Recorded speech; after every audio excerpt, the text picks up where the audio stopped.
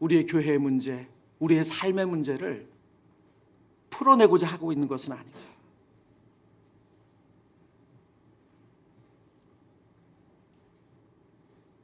여러분, 우리 주님이 보여주신 방식은 무엇입니까? 죽임당한 어린 양.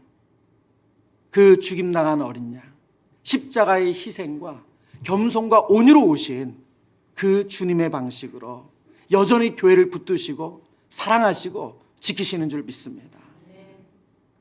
그래서 우리 사랑하는 성도님들에게 이런 권면을 드리고 싶습니다. 우리가 이제 교회 밖을 나가서 다시 가정으로, 직장으로, 또 우리의 삶의 자리로 가면 우리에게는 동일한 고민이 있습니다.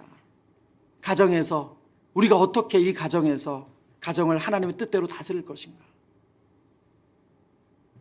아빠라는 권위, 엄마라는 권위, 더 큰 목소리, 내가 돈을 더 많이 벌고 있기 때문에, 그게 아니라는 거예요. 직장에서도 우리가 무엇으로 하나님 나라를, 우리 직장을 세워가고 우리가 영향을 줄 수 있는가? 내가 더 높은 자리, 그것으로 되는 것이 아니라는 거예요. 우리의 본성은 늘 사자처럼 더 힘을 키우고 목소리를 크게 하라고 이야기하지만, 우리 예수님이 우리에게 보여주신 길은 죽임당한 어린 양의 길인 줄 믿습니다. 오히려 오래 참고 먼저 용서하고 묵묵히 십자가를 지는 어린 양의 방식 속에 우리의 가정과 우리의 직장과 우리에게 주어진 봉사의 자리를 지킬 때, 하나님은 성령님을 통해서 지금도 우리를 돌보시고 책임지시는 은혜를 우리가 깨닫게 하시고 경험케 하실 줄 믿습니다. 두 번째, 오늘 성경은 우리 보좌의 어린 양으로 오신 그 예수님을 향해서 새 노래로 찬양받기 합당하신 어린 양을 우리에게 보여주고 있습니다. 어린 양이 이 두루마리를 취하는 그 순간 깊은 침묵이 깨지고 찬양이 폭발하기 시작합니다. 네 생물과 24장로들이 엎드려서 금 대접을 들고 그분 앞에 새 노래를 불렀대요. 왜 하늘의 새 노래라고 말하는가? 4장에서 우리 창조하신 하나님, 이 너무나도 영광스러운 그 보좌에 앉으신 하나님을 온 우주가 찬양하죠. 그러나 5장의 찬양은 다른 주제예요. 5장 9절이거든요. 5장 9절 우리 한 번 더 같이 읽습니다. 시작. 그들이 새 노래를 불러 이르되 두루마리를 가지시고 그 임금을 떼기에 합당하시도다. 일찍이 죽음을 당하사 각 족속과 방언과 백성과 나라 가운데에서 사람들을 피로 사서 하나님께 드리시고. 아멘. 왜 이 노래가, 5장의 노래가 새 노래인가? 바로 4장에서 불렀던 그 성부 하나님의 창조주이시고 다스리시는 그 노래와 다른 관점이 있다는 거예요. 그것이 무엇입니까? 바로 구속하신 어린 양 되신 예수님을 찬양하는 거예요. 구속주를 찬양하는 거예요. 그래서 본문에 보면 합당하시도다. 이는 주께서 죽임을 당하사. 어린 양이 구원자로 합당한 근거는 무엇입니까? 앞서 살핀 것처럼 힘이나 지혜가 아니라 십자가에서 흘리신 피 때문이죠. 여기서 우리는 하나님 나라의 역사를 봅니다. 자격은 성취가 아니라 희생에서 나오고, 승리는 권력이 아니라 십자가에서 나옵니다. 이것이 죽임당하신 어린 양께 새 노래로 찬양하는 이유라는 거예요. 그렇다면 이 어린 양의 피가 누구를 위한 것입니까? 9절에 이 후반부에 9절 한 번 더 보여주시겠어요? 후반부에 이렇게 말씀하고 있죠. 각 족속과 방언과 백성과 나라 가운데서 사람들을 피로 사서, 각 족속과 방언과 백성과 나라 가운데서, 오늘 우리 특세를 우리 아침에 새벽을 깨우며 찬양했습니다. 모든 족속과 민족과 방언 가운데서, 민족이나 문화에 국한되지 않죠. 모든 족속, 모든 언어, 모든 문화 속에서 하나님께 드려지는 새로운 백성을 어린 양께서 피로 구속하셨다는 거예요. 이것은 창세기 12장에 하나님께서 아브라함을 부르실 때 내가 너를 통해서 모든 민족이 복을 받게 하겠다. 그 말씀이 이루어지는 것이죠. 바로 이 지점에서 우리의 찬양과 기도가 만납니다. 오늘 새벽에 우리가 드리는 기도도 이 새 노래에 동참하는 행위예요. 어린 양의 피가 모든 족속을 위한 것이기에 우리의 기도 또한 나 자신만을 위한 것이 아니라 열방을 향해 나아가야 되는 줄 믿습니다. 이 나라와 열방 가운데 아직 어린 양의 피로 그 구속의 은혜를 누리지 못하는 이들을 위하여 기도하는 것, 그것이 우리가 부르는 새 노래라는 거예요. 본문에 보면 금대접을 가지고 금대접 안에 성도들의 기도가 쌓여 있대요. 우리의 기도가 금대접에 담겨 하늘의 새 노래에 합류하는 것이죠. 그러면 구원의 목적은 무엇입니까? 10절에 이렇게 말씀하고 있어요. 10절입니다. 그들로 우리 하나님 앞에서 나라와 제사장들을 삼으셨으니 그들이 땅에서 왕노릇 하리로다. 여러분, 구원 얻는다는 것은 단순히 지옥에서 천국으로 옮겨졌다는 뜻이 아니고 하나님 나라를 누리는 거예요. 근데 하나님 나라 어떻게 누립니까? 오늘 성경은 하나님 나라의 나라와 제사장으로 세우셨대요. 우리가 우리 베드로전서 2장 9절의 말씀을 통해서 하나님께서 우리를 왕 같은 제사장 삼으셨다, 그 말씀 너무 잘 알고 있지 않습니까? 동일하게 지금 우리에게 알려주고 있습니다. 제사장으로서 우리는 하나님께 담대히 나아가 예배하고 이 땅을 위해 중보하는 자로 하나님 부르셨습니다. 여러분의 가정을, 여러분의 믿지 않는 가족을 하나님께로 연결하는 제사장으로 하나님 우리를 부르셨다는 거예요. 그 가족들을 위해 하나님께 늘 중보하는 중보자로 우리를 부르셨대요. 그것이 바로 그들이 땅에서 왕노릇하는 거예요. 여러분, 우리가 이 땅을 어떻게 하나님 백성으로서 다스리느냐. 우리의 다스림은 세상이 힘으로 다스리는 그 다스림이 아니라 오늘 하나님께서 우리에게 알려주신 이 방법, 하나님 나라의 제사장 되어서 그들을 위해 중보하고 그들을 하나님께 연결하는 것으로 이 땅을 다스린대요. 여기에 중요한 사실이 있습니다. 우리의 드리는 기도가 금 대접에 담겨 하나님의 구원 계획을 움직이는 향기가 된다는 거예요. 우리의 눈물에 섞인 기도, 가정을 위한 기도, 하나님 나라와 열방을 위한 기도가 결코 땅에 떨어지지 않습니다. 여러분, 그럴 때 있지 않으세요? 문득 깨달을 때가 있어요. 정말 문득 불현듯 깨달을 때가 있어요. 나 이런 기도가 한 적이 있는데 잊고 있었어요. 내가 그 기도를 했었다는 걸 잊어버렸어요. 그런데 문득 어느 순간에 나 이런 기도 한 적이 있는데. 근데 그 기도가 우리의 가정에, 우리의 삶에, 내 내면에, 또 이 나라에 이루어지는 걸 보는 거예요. 성도의 기도가 하나님 보좌에 계신 그 금대접에 담겨서 하나님 그 기도를 통해서 이 땅을 치유하시고 회복하시고 구원하신다고 말씀합니다. 결국 이 새 노래는 단순한 찬양이 아니고 우리에게 새 사건, 새 백성, 새 정체성 속으로 하나님께서 초대해 주시는 부르심입니다. 오늘 여러분과 제가 이 새벽에 드리는 기도를 통해서 그 부르심에 응답하기를 축복합니다. 세 번째, 온 우주가 찬양하는 어린 양 되시는 예수님을 보게 됩니다. 어린 양을 향한 예배가 오늘 본문의 핵심적인 내용이에요. 마치 이것은 이 호수에 돌을 던지면 그 돌이 떨어지는 그 지점으로부터 파장이 계속 커져가죠. 그래서 호수의 끝까지 그 파장이 갈 수밖에 없습니다.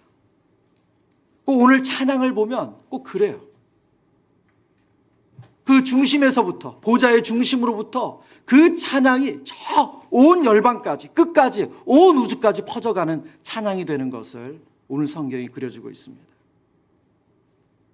먼저 첫 번째, 그 중심, 그 보좌의 가장 가까이 온 자리에는 네 생물과 24장로들이 찬양을 해요. 5장 11절인데요. 같이 읽죠. 시작. 내가 또 보고 들음에 보좌와 생물들과 장로들을 둘러선 많은 천사의 음성이 있으니 그 수가 만만이요 천천이라. 아멘.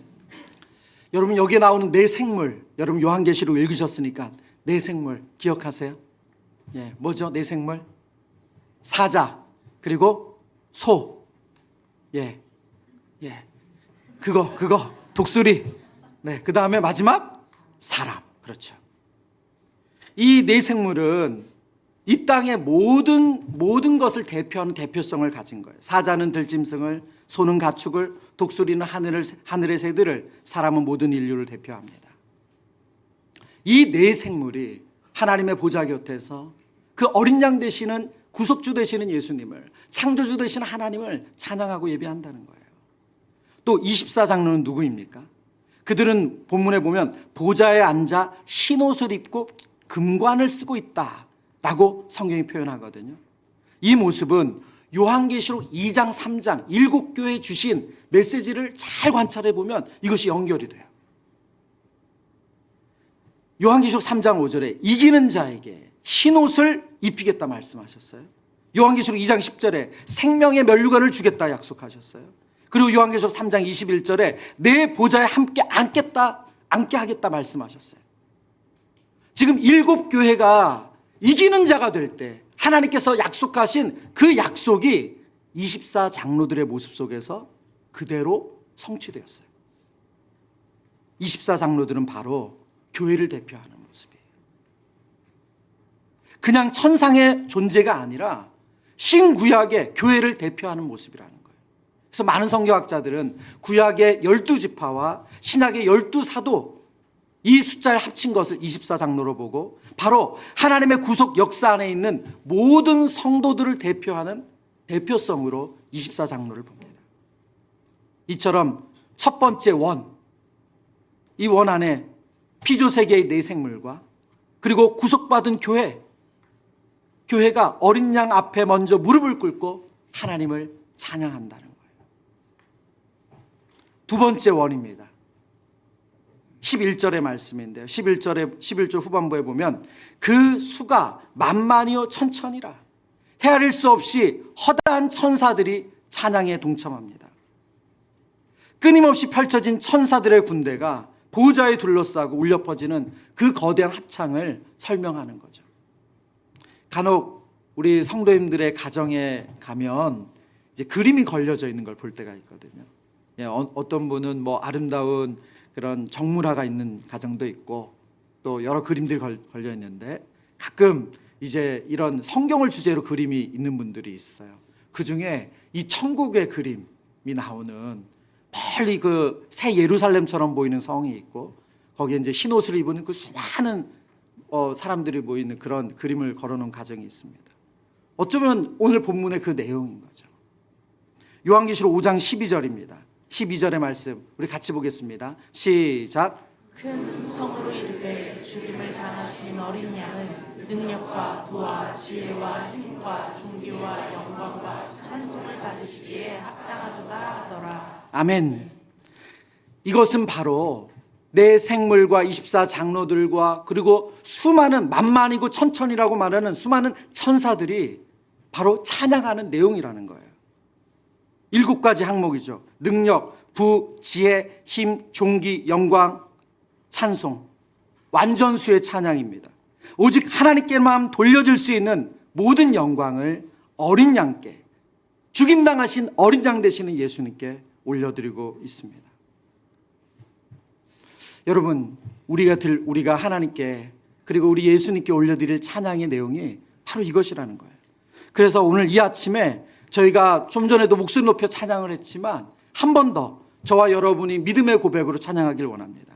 제가 죽임당하신 어린 양은 능력받기에 그럼 여러분 합당하도다 해보시는 거예요. 잠을 깨우는 의미에서 우리 해보죠. 네, 한번 연습해 보겠습니다. 죽임당하신 어린 양은 능력받기에 합당하도다. 네, 처음부터 이렇게 잘하실 줄 몰랐는데 잘하셨습니다. 부를 받으시기에 합당하도다. 네, 이제 타이밍 떨어지는 분들 계세요. 지혜를 받으시기에 합당하도다. 힘을 받으시기에 합당하도다. 존귀를 받으시기에 합당하도다. 영광을 받으시기에 합당하도다. 찬송을 받으시기에 합당하도다. 아멘. 네. 우리를 위하여 죽임당하신 어린 양은 능력을 받으시기에, 부를 받으시기에, 지혜를 받으시기에, 힘을 받으시기에, 존귀를 받으시기에, 영광을 받으시기에, 찬송을 받으시기에 합당한 줄 믿습니다. 마지막 세 번째 원은 온 피조 세계예요. 5장 13절이거든요. 5장 13절. 내가 또 들으니 하늘 위에와 땅 위에와 땅 아래와 땅 위에와 또 그 가운데 모든 피조물이 이르되 보좌에 앉으신 이와 어린 양께 찬송과 존귀와 영광과 권능을 세세토록 돌릴지어다 하니. 온 피조 세계가 보좌에 앉으신 성부 하나님과 죽임당하신 어린 양을 찬양한대요. 여러분, 계절의 변화를 보면서 여러분 무엇을 느끼세요? 하나님을 찬양하는 것을 느끼실 때가 있지 않으세요? 다 죽은 것 같았는데, 아무것도 없는 것 같은데 어느 날 싹이 나고, 그리고 어느 날 초록으로 뒤덮이고.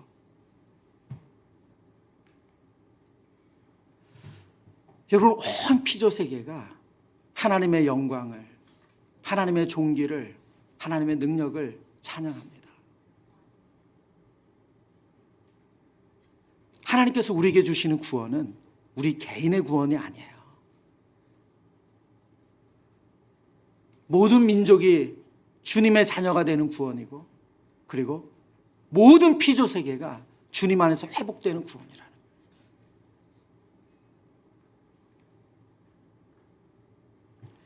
빌립보서 2장 10절에 이 하나님께서 주시는 그 구원의 모습을 이렇게 먼저 노래했습니다. 2장 10절 같이 읽습니다. 하늘에 있는 자들과 땅에 있는 자들과 땅 아래에 있는 자들로 모든 무릎을 예수의 이름에 꿇게 하시고. 아멘. 하늘에 있는 자들과 땅에 있는 자들과 땅 아래에 있는 자들로 모든 무릎을 예수의 이름에 꿇게 하시고. 우리 죽임당하신 어린 양 되신 예수님은 이 모든 찬양을 받기에 합당하시고 그 새 노래를 통해서 영광을 받으신다는 거예요. 그리고 하나님은 그 새 노래에 우리를 동참시켜 주셨습니다. 저는 말씀을 준비하면서 왜 우리의 공적인 예배, 공동체 예배가 중요한가? 요한계시록에 보면 많은 부분이 예배예요. 초점이 되게 예배로 맞춰져 있어요. 여러분, 우리는 지금 이렇게 함께 모여 예배하고 찬양하고 기도하는 가운데 하나님 나라를 누립니다. 이 땅에서도 우리는 그 하나님 나라를 이곳에서 경험해요. 여러분, 홀로 외롭게 그 순전한 마음으로 하나님을 찾고 하나님을 만나는 것이 아니라 하나님 우리를 공동체 안에서 한 믿음의 형제자매로 하나님의 피조물로 우리를 부르셨고 그렇게 영광 받기를 원하신다는 거예요. 우리 개인의 감흥도 있겠지만 그것을 뛰어넘는 이 공동체적으로 주시는 그 은혜, 이 나라와 이 민족을 회복시키시기를 원하시는 그 하나님의 마음, 온 세계가 주께로 돌아오기를 원하시는 그 하나님의 놀라운 은혜. 2002년에 처음으로 단기 선교를 갔어요. 단기 선교로 방문한 곳이 방글라데시였습니다. 2주간 머물렀거든요. 그곳에서 한 선교사님이 운영하시는 우리 아이들을 이제 케어하는 기숙사 같은 곳이에요. 워낙 그 나라가 우리 경제적으로 힘들다 보니까 부모님들의 아이를 자기 집에서 학교를 보낼 수 있는 형편이 안 된대요. 그러니까 아이들이 학교를 다닐 수 있는 상황이 안 되니까 이렇게 선교사님인 줄 알지만 무슬림이심에도 불구하고 그 아이들을 그렇게 보내는 일들이 있다는 거예요. 그 아이들이 10여 명이 그 선교사님이 거하는 기숙사에서 이제 기거를 하면서 이제 생활도 하고 학교를 다니는 거죠. 근데 선교사님이 정말 하드 트레이닝을 시키시더라고요. 새벽마다 확실히 한국 선교사님들 잘 아세요. 새벽마다 새벽 기도를 하는 거예요. 그래서 거기 이제 아침에 새벽 기도를 참석을 했어요. 제가 그 새벽 예배에 너무 충격을 받았어요. 아이들이 뭐 초등학교부터 중학교, 요 그 청소년까지 아이들이 다 있었거든요. 그 아이들이 새벽에 예배를 하는데 너무 뜨겁게 하는 거예요. 그냥 겨우 눈 부비어가지고 나와가지고 왜 여기 이렇게 해야 돼요? 막 이러고 있는 게 아니라 애들이 나와서 찬양하고 예배를 하는데 너무 뜨거운 거예요. 제가 아직도 잊지 못하는 게 애들이 박수를 치는데 우리가 박수 막 이렇게 치잖아요. 근데 그 중에 특별히 한 애는 박수를 이렇게 제가 지금 절대 과장한 게 아니에요. 근데 그 모습이 저에게 너무 놀라웠어요. 제일 놀라운 거는 그 아이들이 그렇게 피부색도 다르고 언어도 다르고 나이도 다르고, 근데 그 아이들이 복음을 듣고 그 마음에 예수님을 알고 그렇게 감사와 감격으로 찬양하는 그 모습이 너무 놀라웠어요. 제가 그들의 언어를 모르지만 그냥 그거 자체가 너무 감동이고 감격스럽더라고요. 우리 주님은 모든 열방이 주께 돌아와 죽임당하신 어린 양 되시는 그 주님을 찬양하길 원하세요. 그 회복을 우리를 통해서 누리길 원하신다는 거예요. 그래서 우리의 기도에 그 열방을 향한 기도, 우리 믿지 않는 가족이 돌아오는 기도, 우리 이웃을 향한 기도가 빠질 수가 없습니다. 찬양의 절정은 무엇입니까? 13절입니다. 13절 후반부인데요. 13절 우리 한 번 더 보여주시겠어요? 네, 우리 후반부 같이 읽습니다. 시작. 보좌에 앉으신 이와 어린 양에게 찬송과 존귀와 영광과 권능을 세세토록 돌릴지어다 하니. 아멘. 여러분, 우리는 주님 부르시는 그날에 그 주님 계신 하늘 보좌 앞에서 이 찬양을 동일하게 올려드릴 거라고 믿습니다. 그리고 지금 이 자리도 우리는 그 찬양을 올려드릴 수 있는 자리예요. 우리의 새 노래가, 구원자 되시는 죽임당하신 어린 양께 올려드리는 새 노래가 끊이지 않기를 축복합니다. 그리고 우리가 그 기도를 드릴 때 우리의 영혼이 살아나고 우리의 시선이 내 삶의 문제, 내 고난이 아니라 더 크신 하나님, 그리고 우리를 향하신 그 하나님의 계획에 초점을 맞춰서 넉넉히 세상 가운데 이겨내는 은혜를 누리게 될 줄을 믿습니다.